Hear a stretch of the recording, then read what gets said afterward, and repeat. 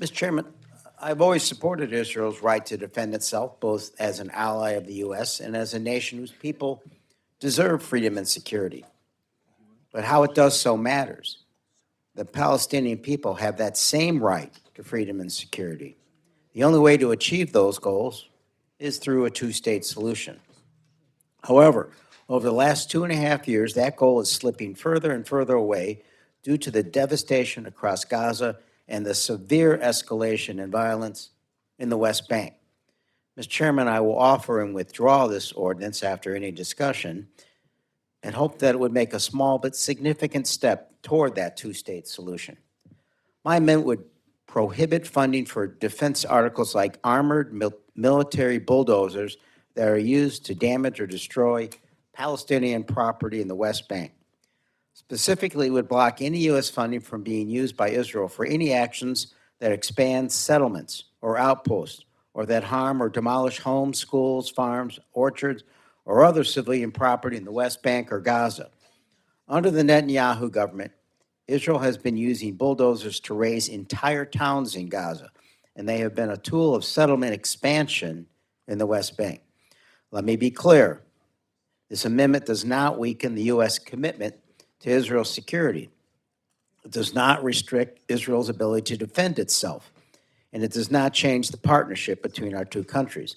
What it does is establish a clear and necessary limitation on how U.S. tax dollars are used.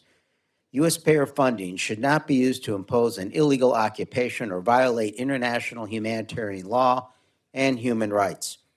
If we are serious about long-term stability across the region, then we must be honest about the conditions that are undermining the possibility of a lasting peace.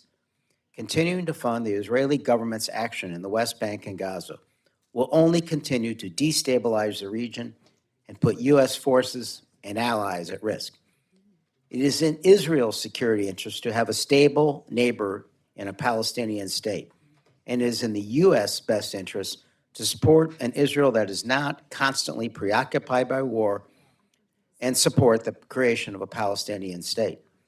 Over the last decade, conditions in both the West Bank and Gaza and the West Bank have deteriorated significantly. In Gaza, entire neighborhoods have been reduced to rubble.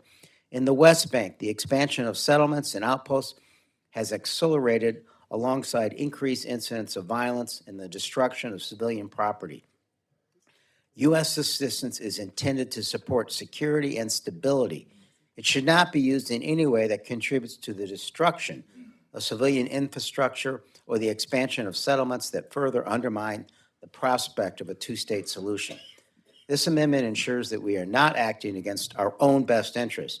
It ensures that American tax dollars are not being used to damage or destroy civilian property. It would also curb the rapidly increased settlement in the West Bank. This is not a radical position to take. It is a matter of aligning our funding of our allies' defense with our long-standing U.S. policies and international law. We have to be honest about where we are after 2.5 years of conflict and what will happen if we continue to allow these actions. Every expansion of a settlement, every demolition of a home or school, every loss of civilian infrastructure makes the possibility of that two-state solution more unlikely. This is not Israel's long-term security interest, and it's not in our national security interest. A future where both Israelis and Palestinians can live in security and dignity with recognized rights and secure borders is possible. But that future is only possible if we begin laying the groundwork for it. This amendment will help do that. We have an opportunity here to be clear, consistent, and responsible with how we use taxpayer dollars. I believe this amendment reflects that responsibility and reflects a commitment to a future where Israelis and Palestinians can live in peace and security.